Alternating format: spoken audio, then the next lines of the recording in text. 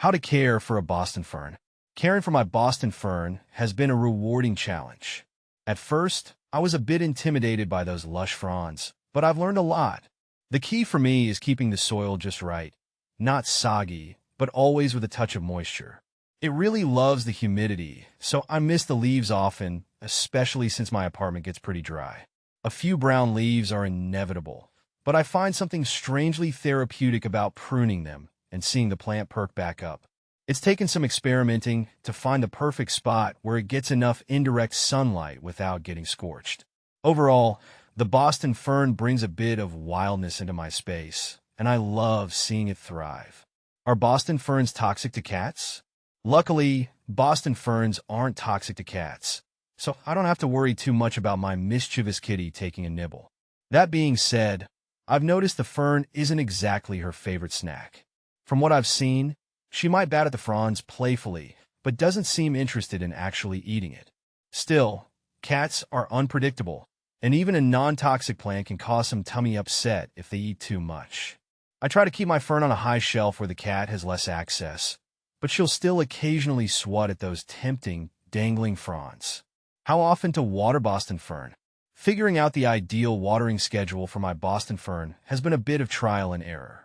These guys are thirsty, so I avoid letting the soil completely dry out.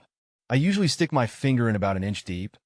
If it feels dry, it's time for a drink. I've also found that the weight of the pot is a good indicator. When it feels surprisingly light, I know the fern is in need of water. During hotter months, I water it about twice a week, but I always check the soil first. It's a balancing act, but seeing it flourish makes the extra attention worth it. Are Boston ferns perennials? Yes. Boston ferns are perennials, which always makes me feel good about splurging on a nice one.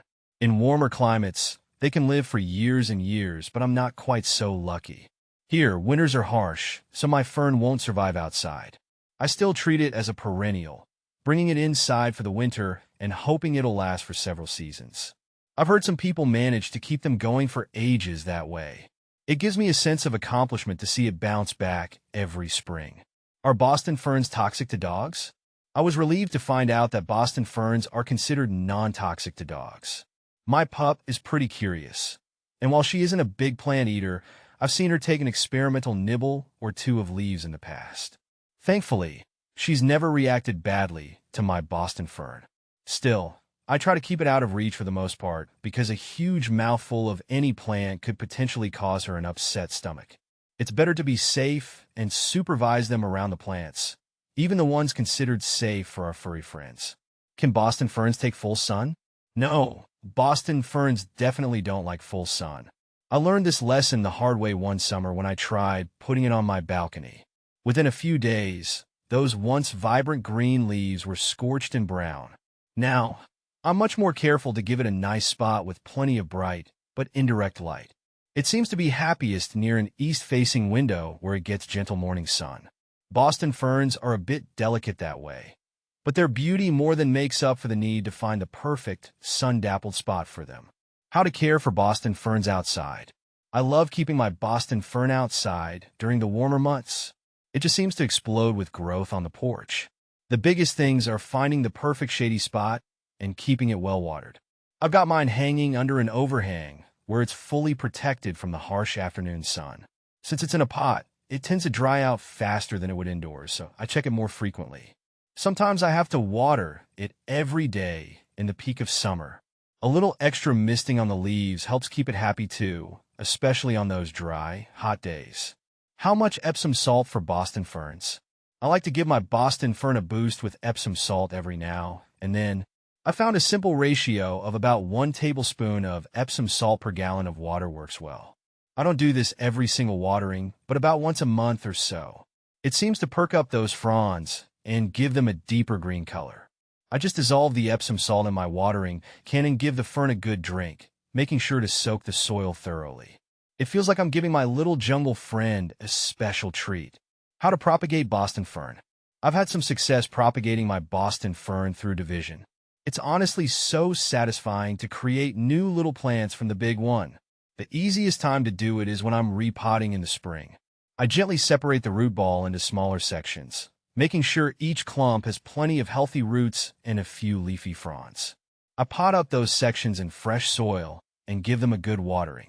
It takes a little patience, but it's incredibly rewarding to watch those divisions grow into full-fledged, bushy ferns.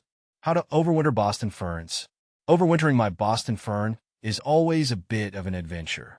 Since I live in a colder climate, it can't stay outside year-round.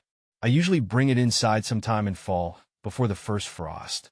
I give it a good trim, removing any dead or scraggly fronds. Because the air indoors is drier, I try to compensate by misting it regularly and occasionally running a humidifier nearby. I also reduce watering since the fern isn't actively growing during this period. It might not look as lush as it does during the summer, but I'm always thrilled when those first signs of new growth appear in the spring. Do deer eat Boston ferns? While Boston ferns are considered deer-resistant, I wouldn't bet my plan on it. I've heard mixed stories. Some people say deer won't touch them, while others have had theirs munched on. I think it depends on how hungry the deer are and what other tasty treats they have available. If I lived in an area with a lot of deer, I'd err on the side of caution and keep my Boston fern well out of reach, just in case. Even if they don't consider it a main course, a curious deer might take a nibble and damage those gorgeous fronds. How to repot a Boston fern. Repotting my Boston fern always makes me a little nervous, but it's a necessary task once those roots start getting crowded. I generally try to do it in spring, right when it's starting to show new growth. The key is to choose a pot that's just one size bigger than its current home. I gently loosen the roots and knock off any old soil before placing it carefully in the new pot. Then, I fill it in with fresh potting mix and give it a thorough watering. Sometimes it looks a bit droopy for a few days after the repotting, but always bounces back stronger than ever